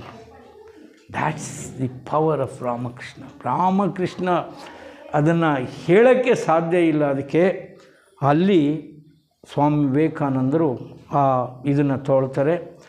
ಆಮೇಲೆ ನನ್ನ ಬಾಯಲ್ಲಿ ಏನು ಬರ್ತೀನೋ, ನಾನು ಏನು ಮಾತಾಡ್ತೀನೋ ನಿನ್ನ ವಿವೇಕಾನಂದ ಅಂತ ಅಂದ್ಕೊಳ್ಳೇಬೇಡಿ. Is Ramakrishna who is speaking through me. ರಾಮಕೃಷ್ಣರು ನನ್ನ ಮುಖಾಂತರ ಮಾತಾಡ್ತಾರೆ ಅಂತ ತಿಳ್ಕೊಳ್ಳಿ ಅಂತ ಹೇಳ್ತಾರೆ. ಅದಕ್ಕೆ ಒಂದು ದಿನ ನಾವು ನೋಡ್ತಾ ಹೋದರೆ ಅಮೇರಿಕಾ ನಗರದಲ್ಲಿ ಹಿಂದೂ ಧರ್ಮ ಸಮ್ಮೇಳನ ಇರುತ್ತೆ. ಇವರು ಪ್ರತಿನಿಧಿಯಾಗಿ ಹೋಗಿರಲ್ಲ, ಇವ್ರಿಗೆ ಹೋಗಬೇಕು ಅಂತ ಹೇಳ್ತಾರೆ. ಶಾರದಾ ಮಾತೆಯವರು ಇರ್ತಾರೆ. ಅಷ್ಟೊತ್ತಿ ರಾಮಕೃಷ್ಣರು ಅವರೂ 50 ವರ್ಷನೇ ಇರೋದು, ಹೋಗಿರ್ತಾರೆ. ಶಾರದಾ ಮಾತೆಯವರು ಎಷ್ಟು ಗೌರವ ಕೊಡ್ತಿರ್ತಾರೆ. ಸ್ವಾಮಿ ಬ್ರಹ್ಮಾನಂದರು, ಸ್ವಾಮಿ ವಿವೇಕಾನಂದರು, ಅದ್ಭುತಾನಂದರು, ಶಾರದಾನಂದರು, ಇವರೆಲ್ಲ ಅಖಂಡಾನಂದರು, ಅಭೇದಾನಂದರು, ಇವರೆಲ್ಲ ಎಷ್ಟು ಶಾರದಾ ಮಾತೆ ಗೌರವ ಕೊಡ್ತಾರೆ ಅಂದರೆ, ಶಾರದಾ ಮಾತೆ ತಿಳ್ಕೊಳ್ಳಿ, ಶಾಲೆಗೆ ಹೋಗಿದ್ದವರಲ್ಲ, 1ನೇ ಕ್ಲಾಸ್ ಕೂಡ ಓದಿಲ್ಲ. ರಾಮಕೃಷ್ಣರ ಧರ್ಮಪತ್ನಿ ಅಷ್ಟೇ. ಅವರನ್ನು ಆ ಮಟ್ಟಕ್ಕೆ ಏರಿಸಿದ್ದಾರೆ. ವಿವೇಕಾನಂದರು ಏನು ಹೇಳ್ತಾರೆ ಅಂದರೆ, ಶಾರದಾ ಮಾತೆಯವರು ಈ ಜಗತ್ತಿನಲ್ಲಿ ಎಲ್ಲರೂ ತಿರಸ್ಕರಿಸಲಿ, ಶಾರದಾ ಮಾತೆಯವರು ನೀನು ಹೋಗು ಮಗು, ಜೈಬೇರಿ ಬಾರಿಸು ಅಂತ ಹೇಳಿದರೆ ತಕ್ಷಣ ಚಂಗ್ ಅಂತ ಹಾರಿಬಿಡ್ತೀನಿ ಅಮೇರಿಕಕ್ಕೆ ಅಂತ ಹೇಳ್ತಾರೆ ಅವರು. ಅವರ ಪಾದಕ್ಕೆ ನಮಸ್ಕಾರ ಮಾಡಿದಾಗ ಅವರು ಬ್ಲೆಸ್ ಮಾಡ್ತಾರೆ. ಹೋಗು ನೀನು ಅಂತ ಹೇಳ್ತಾರೆ. ಅಲ್ಲಿಗೆ ಹೋಗ್ತಾರೆ ಅದಕ್ಕೆ ಅಂತ. ಯಾರೂ ಆ ಸಭೆಯಲ್ಲಿರೋವಂಥವರು, ಎಷ್ಟು ದಿನ ಸಮ್ಮೇಳನ ನಡೀತೆ, ಯಾರೂ ಕೂಡ ಆ ಪ್ರತಿನಿಧಿಗಳು ಯಾವ ಧರ್ಮದೇ ಪ್ರತಿನಿಧಿಗಳಾದರೆ brothers and sisters of America ಅಂತ ಹೇಳಲಿಲ್ಲ, ಸಹೋದರ ಸಹೋದರಿಯರು ಅಂತ ಯಾರೂ ಉದ್ದೇಶಿಸಲಿಲ್ಲ. ಸ್ವಾಮಿ ವಿವೇಕಾನಂದರು ಹೇಳಿದರು sisters and brothers of America ಅಂದ ತಕ್ಷಣ ಕಿವುಡು ಗಚ್ಚಬೇಕು, ಅಷ್ಟು ಚಪ್ಪಾಳೆ ಅಂದರೆ ಇನ್ನು ತಡ್ಕೊಳ್ಳೋಕ್ಕೆ ಆಗಲ್ಲ ಅನ್ನೋ ಅಷ್ಟು ಚಪ್ಪಾಳೆಯ ಸುರಿಮಳೆಯನ್ನು ಮಾಡ್ತಾರೆ. ಭಾರತದ ಬಗ್ಗೆ ಇದ್ದಂತಹ ಗೌರವ ಏನಿತ್ತೋ ಅದು ಇನ್ನೂ ಎತ್ತರಕ್ಕಾಗುತ್ತೆ. ಕನಿಷ್ಠ ಭಾವನೆಗಳಿತ್ತೋ ಅದು ಸಂಪೂರ್ಣವಾಗಿ ಇದು ಭಾರತದಲ್ಲಿ ಇಂಥವರೆಲ್ಲ ಇದ್ದಾರ ಅನ್ನೋ ಅಂಥ ಹಿಂದೂ ಧರ್ಮದ ಬಗ್ಗೆ ಅಗಾಧವಾದಂಥ ಗೌರವ ನಂಬಿಕೆಗಳು ಉಂಟಾಗುತ್ತೆ, ಪುನರುತ್ಥಾನ ಆಗುತ್ತೆ. ಒಂದೇ ಒಂದು ಭಾಷಣದಿಂದ ಇಡೀ ಸಮಾಜ ಜಗತ್ತು ಹಿಂದೂಗಳನ್ನು ನೋಡುವಂಥ ಸ್ಥಿತಿಗತಿಗಳೇ, ಭಾರತವನ್ನು ನೋಡುವಂಥ ಸ್ಥಿತಿಗತಿಗಳೇ ಬದಲಾಯಿಸುತ್ತೆ. That is Vivekananda. ಸ್ವಾಮಿ ವಿವೇಕಾನಂದರು ಏನು ಅಂದರೆ ಅದು ಸ್ವಾಮಿ ವಿವೇಕಾನಂದರು ಅಂತಾರೆ. ಅದನ್ನು ಅಲ್ಲಿ ಇಟ್ಕೊಂಡು ಬಿಡ್ತಾರೆ. ಇವಾಗ ನೀವು ಭಾರತದಲ್ಲಿ ಈಗ ಬೇಲೂರು ಮಠ ಸ್ಥಾಪನೆ ಮಾಡೋದಕ್ಕಿಂತ ಮುಂಚೆ ಅಮೇರಿಕದಲ್ಲಿ ಎಕರೆಗಟ್ಟಲೆ 100 ಎಕರೆ ಕೊಟ್ಟಿದ್ದಾರೆ, ಅಲ್ಲಿ ಸ್ಥಾಪನೆ ಮಾಡಿದ್ದಾರೆ ಅವರು. ಅಲ್ಲಿ ಅಮೇರಿಕಾದಲ್ಲಿ ಮೊದಲಿಗೆ 4 ವರ್ಷ ಇರ್ತಾರೆ ಅವರು. ಅಲ್ಲಿಂದ ಇಂಗ್ಲೆಂಡ್ಗೆ ಹೋಗ್ತಾರೆ.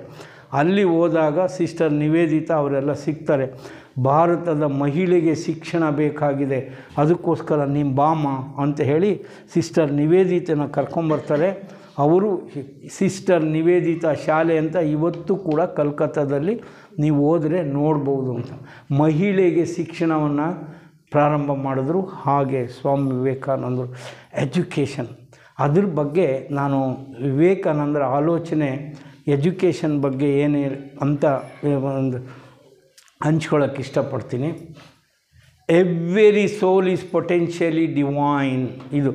ಇದನ್ನು ನಾವೆಲ್ಲರೂ ನೆನಪಿಟ್ಕೋಬೇಕು. ಯಾವ ವಯಸ್ಸಿನವರೇ ಆಗಿರಲಿ, ಪ್ರತಿಯೊಂದು ಆತ್ಮವು ಪವಿತ್ರ ಆತ್ಮ. Every soul is potentially divine. ಆದರೆ ನಾವು ಈ ಸಮಾಜ ಜೀವನದಲ್ಲಿ ಬಿದ್ದು ಈ ಪವಿತ್ರ ಆತ್ಮವನ್ನು ಗಲೀಜು ಮಾಡ್ಕೊಂಬಿಟ್ಟಿದ್ವಿ, ಸಗಣಿ ತುಂಬ್ಕೊಂಬಿಟ್ಟಿದ್ವಿ, ಏನೇನೋ ಆಲೋಚನೆಗಳನ್ನು ತುಂಬ್ಕೊಂಡಿದ್ವಿ, ಜಗಳನ್ನು ತುಂಬ್ಕೊಂಬಿಟ್ಟಿದ್ವಿ. ಜಗಳ ಮಾಡೋಕ್ಕೆ ಇಷ್ಟ ಆಗೋಷ್ಟು ಒಂದು ಗಂಟೆ ಅರ್ಧ ಗಂಟೆ ಭಜನೆ ಮಾಡೋಕ್ಕೆ ನಮ್ಗೆ ಇಷ್ಟ ಆಗಲ್ಲ. ಇದನ್ನು ನಾವು ತಿಳ್ಕೋಬೇಕು. ಸ್ವಾಮಿ ವಿವೇಕಾನಂದ ಹೇಳ್ತಾರೆ every soul is potentially divine. ಪ್ರತಿಯೊಂದು ಆತ್ಮವು ಕೂಡ ಪವಿತ್ರ ಆತ್ಮ. ಅದಕ್ಕೆ ಹೊಸ ಕಾಯಿನ್ ಮಾಡ್ತಾರೆ, ಹೊಸ ಶಬ್ದಗಳನ್ನು. ಪರದೇಶಿ ಆಗಿದ್ದಾನೆ ಅಂತಾನೆ, ದರಿದ್ರ ನಾರಾಯಣೋ ಭವ ಅಂದ್ಬಿಡ್ತಾರೆ ಅವರು. ದರಿದ್ರನೂ ದೇವ್ರ ಕಣಯ್ಯ, ನೀನು ಪಾಪಿನೂ ದೇವ್ರ ಕಣಯ್ಯ, ಪರದೇಶನೂ ದೇವರು. ಎಲ್ಲರಲ್ಲಿಯೂ ಕೂಡ, ಎಲ್ಲರ ಹೃದಯದಲ್ಲಿಯೂ ಕೂಡ ದೇವರನ್ನು ನೋಡುವಂತಹ ಪವಿತ್ರಾತ್ಮರು ಸ್ವಾಮಿ ವಿವೇಕಾನಂದರು. ಇದನ್ನು ನಾವು ಅರ್ಥ ಮಾಡ್ಕೋಬೇಕು. ಅದಕ್ಕೆ ಅವರು ಹೇಳ್ತಾರೆ education is manifestation of perfection already inherent in man ಅಂತ ಹೇಳ್ತಾರೆ. ಶಿಕ್ಷಣ ಅಂದರೆ ನಾವು ಹೇಳ್ತೀವಿ 90 ಮಾರ್ಕ್ಸ್ ತೆಗೆದು 95%, 98, 100% ತೆಗೆದು, ಅದು ಶಿಕ್ಷಣ ಅಲ್ಲ. ಅವ್ರು ಹೇಳೋದೇನು, ನೀನು ಡಿವಿನಿಟಿ ಇದೆ, ನಿನ್ನಲ್ಲಿ ದೈವತ್ವ ಇದೆ, ದೈವತ್ವವನ್ನು ಪ್ರಕಟಗೊಳಿಸುವುದೇ ಶಿಕ್ಷಣ. ನೀನು ಪವಿತ್ರಾತ್ಮ ಅಂತ ಗೊತ್ತು ಮಾಡಿಕೊಂಡು ಆ ವ್ಯಕ್ತಿ ಗೊತ್ತು ಮಾಡ್ಕೊಳ್ಳೋದೇ ಶ್ರೇಷ್ಠ. Character building is education. ಮೌಲ್ಯಗಳನ್ನು ಕೊಡ್ತಕ್ಕಂಥದ್ದು ಅಂದರೆ ನಡವಳಿಕೆಯನ್ನು ತಿದ್ದತಕ್ಕಂಥದ್ದು ಶಿಕ್ಷಣ. Confidence building is education. ಆತ್ಮವಿಶ್ವಾಸವನ್ನು ಕೊಡ್ತಕ್ಕಂಥದ್ದು ಶಿಕ್ಷಣ ಅಂತ. ಅಂದರೆ ನಾನು ಸರ್ಕಾರಿ ನೌಕರಿನೇ ನಾವೆಲ್ಲ ಅರ್ಜಿ ಹಾಕಿದ್ದೀನಿ, 40,000 ಅಪ್ಲಿಕೇಶನ್ ಬಂದಿದೆ ಅಂತಂದರೆ ಎಷ್ಟು ಜನ ಡ್ರೈವರ್ ನೇಮಕ? 1,000 ಜನ. ಅರ್ಜಿ ಎಷ್ಟು? 1,00,000 ಅರ್ಜಿ. ಯಾರಿಗೆ ಕೆಲಸ ಕೊಡ್ತಾರೆ? ಯಾರಿಗೆ ಕೊಟ್ಟರು ಇನ್ನು ಉಳಿದಿರೋ ಅಂಥವ್ರು ಜನಗಳು ಕೆಲಸದಿಂದನೇ ಬರಬೇಕು ತಾನೆ. ಅದಕ್ಕೆ ವಿವೇಕಾನಂದರು ಹೇಳ್ತಾರೆ ಕಾನ್ಫಿಡೆನ್ಸ್ ಬಿಲ್ಡಿಂಗ್ ಈಸ್ ಎಜುಕೇಷನ್. ಆತ್ಮವಿಮರ್ಶೆ ಮಾಡಿ, ನನ್ನ ಕಾಲ ಮೇಲೆ ನಾನು ನಿಂತ್ಕೊಳ್ತೀನಿ, ನನಗೆ ಯಾವ ಸರ್ಕಾರಿ ನೌಕರಿನೇ ಬೇಡ, ನಾನು ಎಲ್ಲೋ ಜೀವನ ಮಾಡ್ಕೊತೀನಿ. ಹೊಟ್ಟೆ ಒಳಕ್ಕೇನಂದರೆ ಚಪ್ಪಲಿ ಹೊಲಿದ್ರೆ ಜೀವನ ಆಗುತ್ತೆ, ಒಂದು ಹೋಟ್ಲ್ನಲ್ಲಿ ಸಪ್ಲೈ ಮಾಡಿದ್ರೂ ಜೀವನ ಆಗುತ್ತೆ, ಅಡುಗೆ ಭಟ್ಟಾದರೂ ಜೀವನ ಆಗುತ್ತೆ, ಹೋಟ್ಲ್ ಮ್ಯಾನೇಜರ್ ಆದರೂ ಜೀವನ ಆಗುತ್ತೆ ತಾನೇ. ಸೊ ಎಷ್ಟೊಂದು ಹುದ್ದೆಗಳಿದ್ದಾವೆ, ಮಾಡೋರು ಬೇಕು, ನಿಷ್ಠೆಯಿಂದ ಮಾಡೋರು ಬೇಕು ಅಷ್ಟೇ. ಕೆಲಸಕ್ಕೆ ಖಂಡಿತ ಬರ ಎಂದೂ ಇಲ್ಲ. ಈಗ ನಾವೇನು ಮಾಡ್ತೀವಿ, ಗವರ್ನಮೆಂಟ್ ಎಂಪ್ಲಾಯ್ಮೆಂಟ್ ಅಂತ ನಾವು ಹೇಳ್ಕೊಂತೀವಿ. ಸ್ವಾಮಿ ವಿವೇಕಾನಂದರು ಇವಾಗ ಈ ಸ್ವಾಮಿ ವಿವೇಕಾನಂದರಿಗೆ ಯಾವುದೇ ನೌಕರಿ ಇಲ್ಲ, ಅದು ಪರಿವ್ರಾಜಕರಾಗಿ ಹೋದರು, ದೇಶ ಸುತ್ತಿದ್ರು ಇಡೀ ಅದು ಒಂದು ನೀವು ಓದಬೇಕಷ್ಟೇ. ಅದು ಒಂದು ಅದ್ಭುತ ಕಥನ. ಅದು ಒಂದೇ ಒಂದು ಘಟನೆಯನ್ನು ಹೇಳ್ತೀನಿ. ಒಂದು ಸಾರಿ ಅವರು ಒಂದು ಕಡೆ ವಾಕ್ ಮಾಡ್ತಾ ಹೋಗ್ತಾ ಇರ್ತಾರೆ, ನಡ್ಕೊತ ಹೋಗ್ತಾ ಇರ್ತಾರೆ. ಅಲ್ಲೊಬ್ಬ ಭಿಕ್ಷುಕ ಕೂತಿರ್ತಾನೆ, ಮಳೆ ಬರ್ತಾ ಇರುತ್ತೆ, ಅವನು ನಡುಗ್ತಾ ಇರ್ತಾನೆ. ಆವಾಗ ಅವ್ರಿಗೆ ಒಂದು ಹೊದಿಕೆ ಇರುತ್ತೆ, ಅದನ್ನು ಅವನಿಗೆ ಓದಿಸಿ ಹೋಗ್ತಿರ್ತಾರೆ ಸುಮ್ಮನೆ.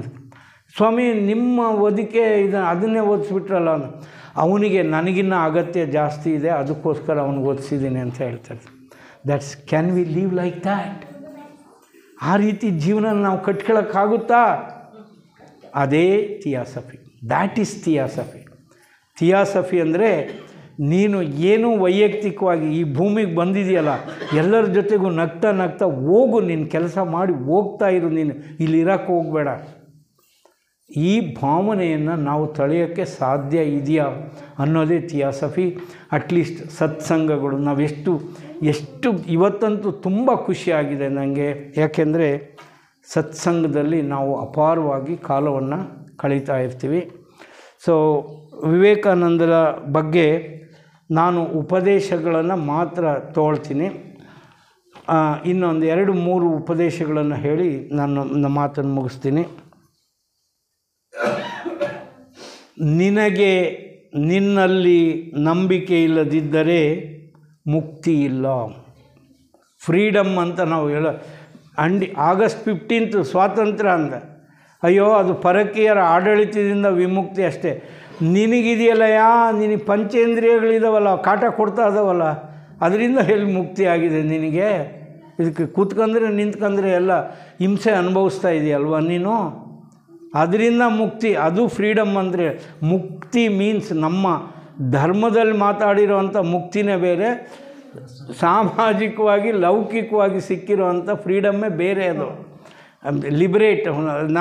ನೀನು ಹೇಳ್ದಂಗೆ ಕೇಳಲ್ಲ ಅನ್ನೋದು ಮುಕ್ತಿ ಅಂತ ಅದಲ್ಲ. ಅದಕ್ಕೆ ಯು ಮಸ್ಟ್ ಬಿ ಫ್ರೀ. ಏನೇನು ಯಾವುದೇ ಅಟ್ಯಾಚ್ಮೆಂಟ್, ಯಾವುದೇ ಬಂಧನಕ್ಕೆ ಒಳಗಾಗದೇ ಇರುವಂತಹ ಸ್ಥಿತಿ. ಎಲ್ಲ ನನ್ನ ಅಂಗಾಂಗಗಳು ನನಗೆ ಸಹಾಯ ಮಾಡಬೇಕು. ದೇ ಮಸ್ಟ್ ಬಿ ನನ್ನ ಸ್ನೇಹಿತರ, ಆತ್ಮನ ಸ್ನೇಹಿತರಾಗಿರಬೇಕು ನನಗೆ. ನನ್ನ ಮನಸ್ಸು ಕೂಡ ಪೂರಕವಾಗಿ ಯೋಚನೆ ಮಾಡಬೇಕು. ನಾನು ಒಳ್ಳೆಯ ಕೆಲಸ ಮಾಡ್ತಾ ಇರಬೇಕು. ಆಗ ಮಾತ್ರ ಯು ಆರ್ ಫ್ರೀ. ವಿವೇಕಾನಂದರು ಹೇಳ್ತಾರೆ ಅದಕ್ಕೆ. ಸಾವು ಬಂದರೆ ಏನು ಮಾಡ್ತಾನೆ ಒಬ್ಬ ಮನುಷ್ಯ? ಕೊನೆಗೆ ಸುಪ್ರೀಂ ಕೋರ್ಟ್ವರೆಗೂ ಹೋಗಿದೆ, ನೇಣ್ಗಂಬಕ್ಕೆ ಶಿಕ್ಷೆ ಅಷ್ಟೇ ತಾನೆ. I am ready.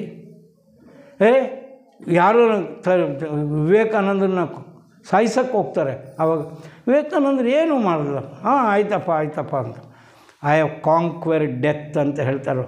ನಾನು ಸಾವನ್ನು ಜಯಿಸಿದ್ದೀನಿ, ನನಗೇನೇನು ಮಾಡೋಕ್ಕಾಗಲ್ಲ. ನೀನು ಈ ಶರೀರನ ಬಿಸಾಕಂಗೆ ಮಾಡಿದರೆ, ನಿನಗೆ ಆ ರೀತಿ ದೇವರು ಆದೇಶ ಮಾಡಿ ಕಳಿಸಿದರೆ ಮಾಡಪ್ಪ.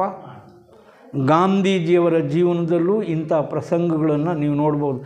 ಇವಾಗ ನಾಥೂರಾಮ್ ಗೂಡ್ಸೆ ಕೊಂದಿರೋದಲ್ಲ, ಅದರಿಂದ ಬೇಕಾದಷ್ಟು ಪ್ರಯತ್ನಗಳು ನಡೆದಿದೆ, ಆದರೆ ಅವು ಯಶಸ್ವಿ ಆಗಿಲ್ಲ ಅಷ್ಟೇ. ಅದಕ್ಕೆ ಪ್ರಯತ್ನಗಳು ನಡೆದಿದೆ. ಅವರೆಲ್ಲ ಗಾಂಧೀಜಿ ಆಗಲಿ ಸ್ವಾಮಿ ವಿವೇಕಾನಂದರಾಗಲಿ ಸಾವನ್ನು ಗೆದ್ದಿರ್ತಾರೆ. Means they are free from everything. Body ಬಂದಿದೆ, ಬೆಳೆಸಿದ್ವಿ, ಇದು ಎಷ್ಟೋ ದಿನ ಇರುತ್ತೆ, ಎಷ್ಟೋ ದಿನ ಹೋಗುತ್ತೆ. ಅದಕ್ಕೇನು ಮಾಡೋಕ್ಕಾಗುತ್ತೆ? There is an end. ಯಾವುದಕ್ಕೆ ಜೀವ ಇದೆಯೋ ಅದೆಲ್ಲ ಸಾಯಲೇಬೇಕು. ಅದಕ್ಕೆ ಇವತ್ತು ಅಲ್ದಿದ್ರೆ ನಾಳೆ ಅಲ್ದಿದ್ರೆ ನಾಡಿದ್ದು, ಇನ್ನೊಂದು ದಿವಸ ಕೊನೆ ಆಗಲೇಬೇಕು. ಅವನಿಗೆ ನಾನು ಯಾಕೆ ಏನಾರು ಮಾಡಲಿ, ಅವನನ್ನು ಪ್ರೀತಿಸ್ತೀನಿ ಅಷ್ಟೇ. ಐ ಲವ್ ಹಿಮ್ ಅಷ್ಟೇ. ನೋಡಿ, ಪ್ರೀತಿ ಅನ್ನೋದನ್ನು ಕೂಡ ನೀವು ತಿಳ್ಕೋಬೇಕು. It should be unconditional. ಯಾವುದು ನೀನು ಹಿಂಗೆ ಮಾಡಿದ್ರೆ ನಾನು ಹಿಂಗೆ ಮಾಡ್ತೀನಿ ಅನ್ನಬಾರ್ದು. ಅದಕ್ಕೆ ಅವನು ನನ್ನ ಪರಮದ್ವೇಷಿ, ಅವನನ್ನು ನಾನು ಇಷ್ಟಪಡಬೇಕು. ಇಷ್ಟಪಡೋದು ನನ್ನ ಕೈಯಲ್ಲಿದೆ. ಅವನು ನನ್ನ ಇಷ್ಟಪಡ್ತಾನೋ ನನ್ನ ಕೈಯಲ್ಲಿಲ್ಲ. ಅವನು ಏನು ಬೇಕಾದ್ರೂ ಮಾಡ್ಕೇಳಿ. ಗೊತ್ತಾಯ್ತರ? ನೀವು ನಾನು ಹೇಳೋದು ನಿಮಗೆ ಗೊತ್ತಾಯ್ತರ?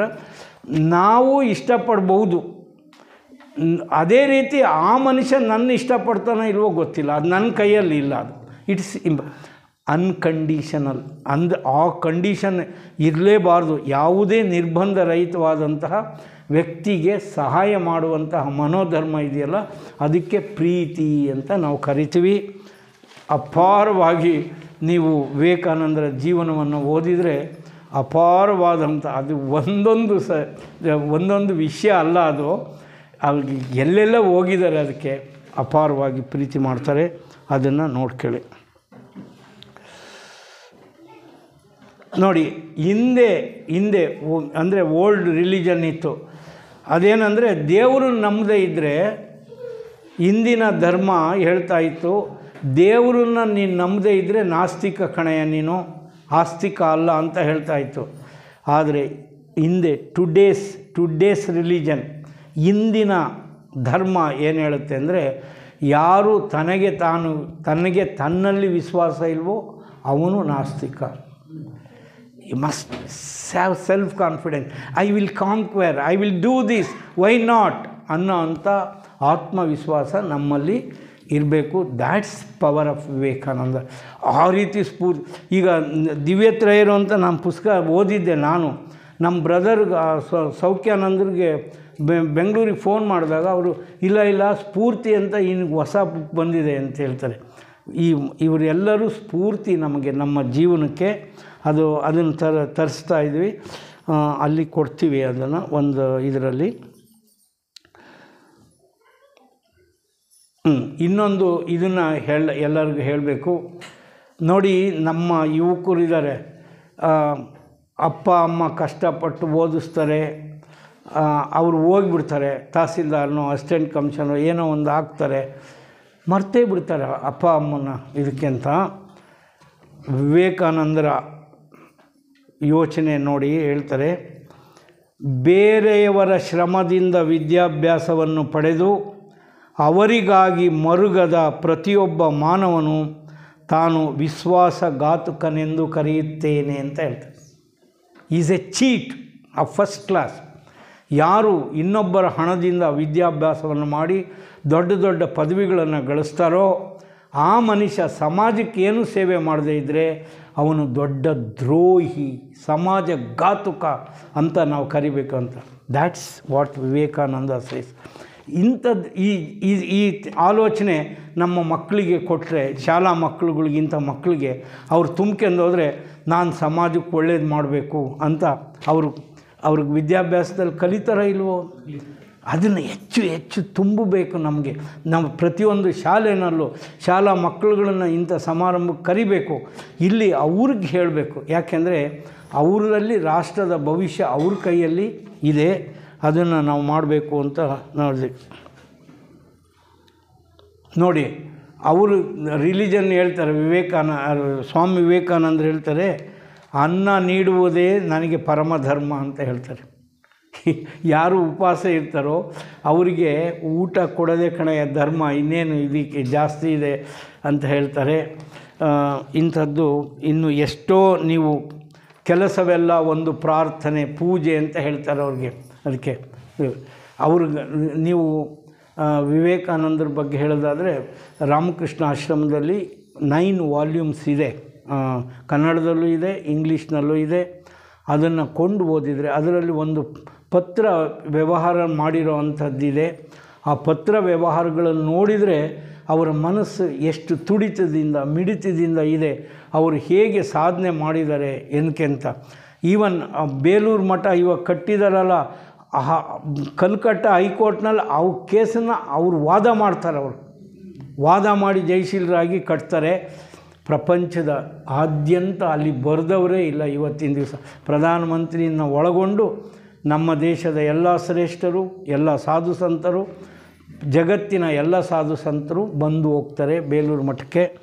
ಅಂಥದ್ದು ಅಷ್ಟು ವಿವೇಕಾನಂದರನ್ನ ಒಂದು ಅಳುಮೋರೆ, ಅದನ್ನು ಜಾಡ್ಯ, ಅದು ಮತ್ತೊಬ್ಬರಿಗೆ ಹರಡಬೇಡ ಅಂತೇಳಿ. ಈಗ ನಾ ಹೇಳಿದೆ ನಗ್ತಾ ಇರಬೇಕು ಅಂತ ಹೇಳಿದೆ. ನಿನಗೆ ಅಳುಮೋರೆ, ನೀನು ಹೊರಗೆ ಹೋಗ್ಬೇಕಾದ್ರೆ ಕನ್ನಡಿ ನೋಡ್ಕೊಂಡು ಹೋಗಪ್ಪ ನೀನು ಮೊದಲು. ನನಗೆ ಯಾರಿಗಾದರೂ ಜಾಡ್ಯ ಅದನ್ನು ಅಂಟಿಸಿಬಿಟ್ಟೇನು ಅಂತ ಹೇಳ್ಕೊಂಡು ನೀನು ಖುಷಿಯಿಂದ ಹೋಗು. ನೀನು ನಗ್ತಾ ಇದ್ದರೆ ಅವನು ಕೇಳ್ತಾನೆ, ಅವನು ನಗ್ತಾ ಇರಬೇಕು. ಅದರಿಂದ ನೀನು ಅಳುಮೊರೆನ ಹಾಕಬೇಡ, ನೀನು ಅದೊಂದು ರೋಗ ಅಂತ ಹೇಳ್ತಾರೆ. ಅದಕ್ಕೆ ಯಾವಾಗಲೂ smile you are near to the god more than a prayers ಅಂತ ಹೇಳ್ತಾರೆ. ಇದು ಬೇಕಾದಷ್ಟು ಇನ್ನು ಈ ಥರನೇ ಹೇಳ್ತಾರೆ. ಕೊನೆಗೆ ಒಂದು ಹೇಳ್ತೀನಿ, ವಿವೇಕಾನಂದರು ಒಂದು ಮಾತಿನಲ್ಲಿ ನಾನು ಕೊನೆ ಮಾಡ್ತೀನಿ. Serve and perish instead of being rusted ಅಂತ ಹೇಳ್ತಾರೆ. ಅಂದರೆ ಕೂತು ತುಕ್ಕು ಹಿಡಿಯೋದಕ್ಕಿಂತ ಸೇವೆ ಮಾಡಿ ಸವೆದು ಹೋಗು ಅಂತ ಹೇಳ್ತಾರೆ. ಕೂತು ತುಕ್ಕು ಹಿಡಿಯೋದಕ್ಕಿಂತ ಸೇವೆ ಮಾಡಿ ಸವೆದು ಹೋಗು ಅಂತ ಹೇಳ್ತಾರೆ. ಸೊ ಸರ್ವ್ ಆ್ಯಂಡ್ ಪೆರಿಶ್ ವಿವೇಕಾನಂದರ ಆದರ್ಶ ಎರಡೇ ಮಾತಿನಲ್ಲಿ ಹೇಳೋದಾದರೆ ರಿನನ್ಸಿಯೇಷನ್ ಆ್ಯಂಡ್ ಸರ್ವಿಸ್, ಸೇವೆ ಮತ್ತು ತ್ಯಾಗ. ಇದರ ಆಚೆಗೆ ನಾನು ಕೊಟ್ಟೆ, ನಾನು ಶ್ರೀಮಂತ, ಇದನ್ನೆಲ್ಲ ಬಿಡಯ್ಯ. ನೀನೇನು ತಂದಿಲ್ಲ, ಏನು ಕೊಡ್ತೀಯ ನೀನು? ಇಲ್ಲಿರೋದನ್ನೇ ತಗೊಂಡು ನನಗೆ ಕೊಡಬೇಕಷ್ಟೇ. ಅದರಿಂದ ತಂದೂ ಇಲ್ಲ, ನೀನು ಶ್ರೀಮಂತನೂ ಅಲ್ಲ, ನೀನು ಕೊಡೋಕ್ಕೂ ಆಗಲ್ಲ ಅನ್ನುವಂಥ ಮಾತು ವಿವೇಕಾನಂದರು ಹೇಳ್ತಾರೆ. ಇನ್ನೂ ಹೆಚ್ಚಿನ ವಿಷಯನ ನೀವು ಓದಿ ತಿಳ್ಕೊಳ್ಳಿ. ನಿಮಗೆ ಓದೋ ಅಂಥ ಸ್ಫೂರ್ತಿ ಈ ಭಾಷಣ ಕೊಟ್ಟಿದ್ದರೆ ನಾನು ಧನ್ಯ ಅಂತ ಹೇಳಿ ನಮಸ್ಕಾರ.